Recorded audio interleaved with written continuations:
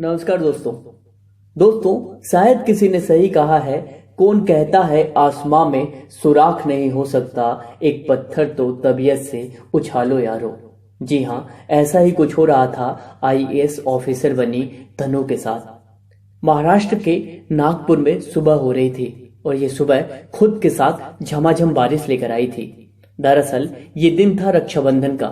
तनु, जी हाँ तनु, जो कि दिल्ली में आईएएस की तैयारी कर रही थी, वह घर भाई को रक्षाबंधन बांधने के लिए आई थी। सब कुछ सामान्य चल रहा था और घर में खूब हलचल भी थी। और हो भी क्यों ना, ये त्योहार भी तो रक्षाबंधन का था।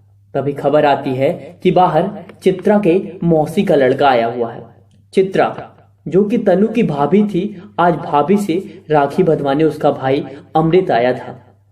अब भाभी के साथ तनु भी बाहर आती है और अमृत राखी बंधवाता है और धीरे से अपनी बहन चित्रा के कानों में कहता है कि दीदी बात करो ना।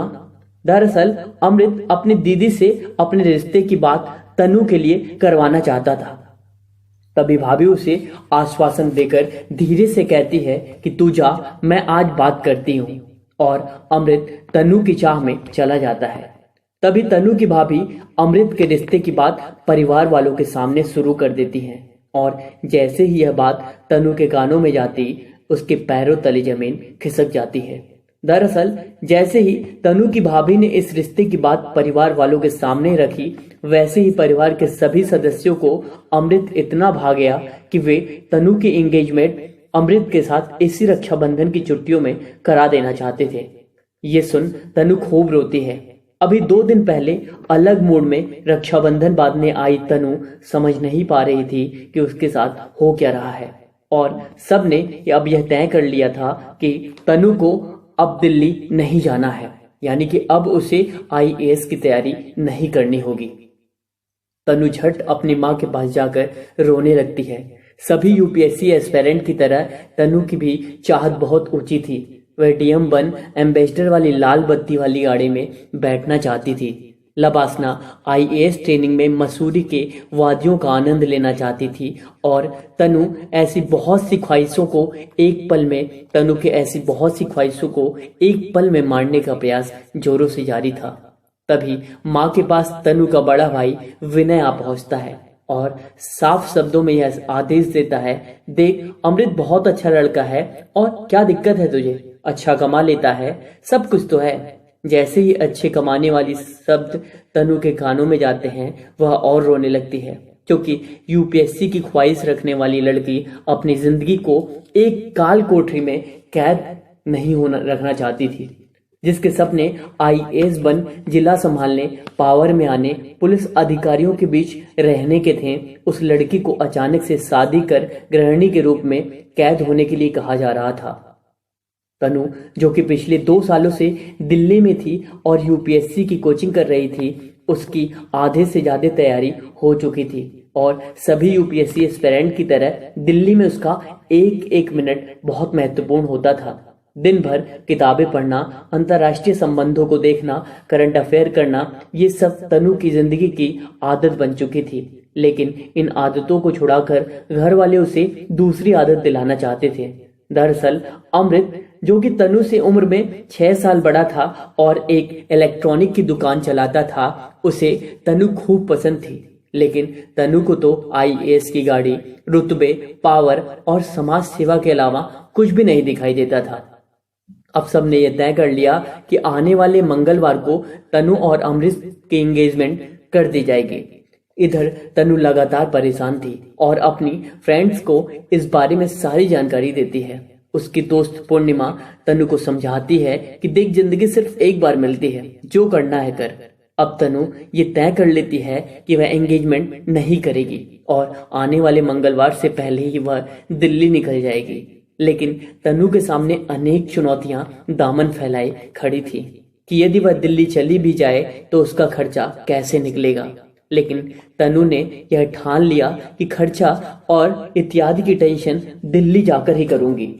और वह धीरे धीरे बिना किसी को बताए अपना सामान पैक कर लेती है। अब सभी के लिए तो सब कुछ सामान्य चल रहा था और परिवार वाले आने वाले मंगलवार का वेट कर रहे थे कि रात को हो जाती है और तनु ने अपना प्लान तैयार कर लिया था। अगली सुबह वह बिना किसी को बताए सुबह सुबह की ट्रेन से दिल्ली निकल जाती है। और अब जब सुबह लोग उठते हैं और इसकी जानकारी परिवार वालों को लगती है तो वे गुस्से से लाल हो जाते हैं। तनु का भाई लगातार उसे फोन करने की कोशिश करता है, लेकिन नंबर स्विच ऑफ जाता है। तभी देर शाम तनु का नंबर लग जाता है और भाई उसे खूब खरी खोटी सुनाता है। इधर तनु की भाभी के भी तेवर चढ़े होते हैं, और चढ़े भी क्यों ना, भाई की एंगेजमेंट जो टूट गई थी।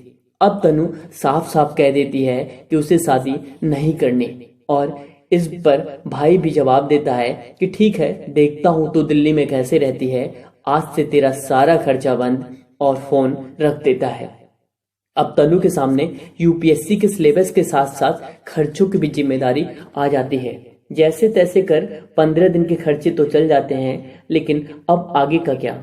तनु की दोस्त पूर्णिमा उसे एक टीचिंग कंसल्टेंसी का नंबर देती है, और उसके माध्यम से अब तनु 9वीं और 10वीं के बच्चों को ट्यूशन देना शुरू कर देती है, और हर महीने इतने पैसों का जुगाड़ कर लेती कि वह दिल्ली में रह सके। अब वह अपनी तैयारी में जोरों से लग जाती है, लेकिन हर रोज अमृत उसे फोन कर परेशान करता रहता। लेकिन तनु को तो लबासना की वादियों से प्यार हो चुका था। तनु हर रोज बच्चों को ट्यूशन पढ़ाकर खुद से 12-12 घंटे पढ़ने लगती है, और कई बार तो जिन बच्चों को वो पढ़ा रही होती है उनकी किताबों से भी बहुत कुछ सीखती है, क्योंकि कहते हैं कि यूपीएससी में यदि आप अपना बेस मजबूत करना चाहते हैं तो एनसीईआरटी की 6वीं से 12वीं तक की किताबें आपको पढ़नी चाहिए। अब तनु को ट्यूशन देने में भी काफी मजा आने लगा था, क्योंकि ट्यूशन में पैसों के साथ साथ उसे रोज नॉलेज भी मिलती थी। धीरे धीरे यूपीएससी की प्रारंभिक परीक्षा आ जाती है और तनु पास हो जाती है। जी हाँ, यूपीएससी की प्रारंभिक परीक्षा तनु पास कर लेती है। और जब यह बात अमृत को पता चलती है कि तनु यूपीएससी के प्री एग्जाम को पास कर ली है, तो वह रोजाना उसे फोन कर और परेशान करने लगता है। दरअसल अमृत अब तनु के लिए खुन्नस सी पाल लेता है, और वह नहीं चाहता कि तनु आईएएस बने। लेकिन तनु अपनी तैयारी में पूरी तरह समर्पित रहती है और मेंस की परीक्षा भी पास कर लेती है। लेकिन इसकी जानकारी वह अब ना ही घर वालों को देती है, ना ही अमृत को पता चलता है, क्योंकि जैसे यह बात घर पर पहुंचती थी, तनु की भाभी अमृत को बता देती थी। इधर अब तनु इंटरव्यू का इंतजार करती है और इंटरव्यू भी खत्म हो जाते हैं। और ईश्वर की विडंबना तो देखिए, तनु अपनी कड़ी लगन और मेहनत से यूपीएससी की परीक्षा में 177वां रैंक लाती है। और जब यह बात घर पर सभी को पता चलती है तो सभी को अपने किए पर पछतावा होता है।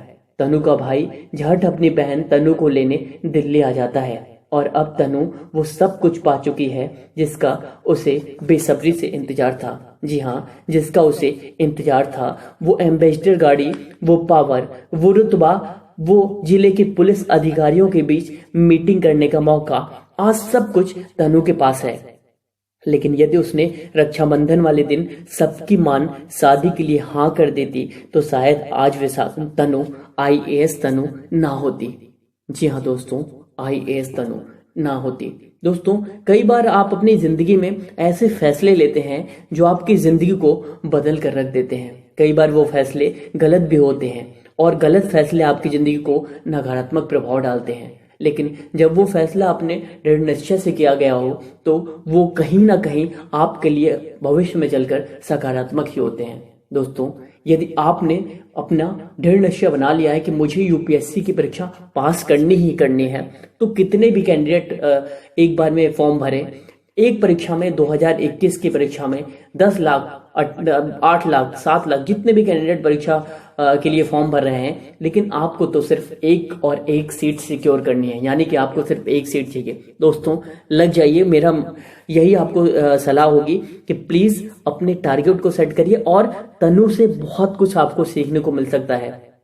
वीडियो अगर आपको पसंद आई है तो प्लीज इसे अधिक से अधिक शेयर करें। यदि आप हमें अभी तक सुन रहे हैं तो प्लीज लाइक का बटन दबा दें, और वीडियो अच्छी लगी तो प्लीज शेयर कर दें, और कमेंट्स बॉक्स में कमेंट लिखना ना भूलें। मुझे उम्मीद है कि आज की वीडियो से आपकी जिंदगी में आमूल चूल परिवर्तन तो आना तय है, यदि आपने इन बातों को अपने दिलो दिमाग में बिठा लिया। चलिए, तब तक के लिए धन्यवाद। शेयर करते रहें।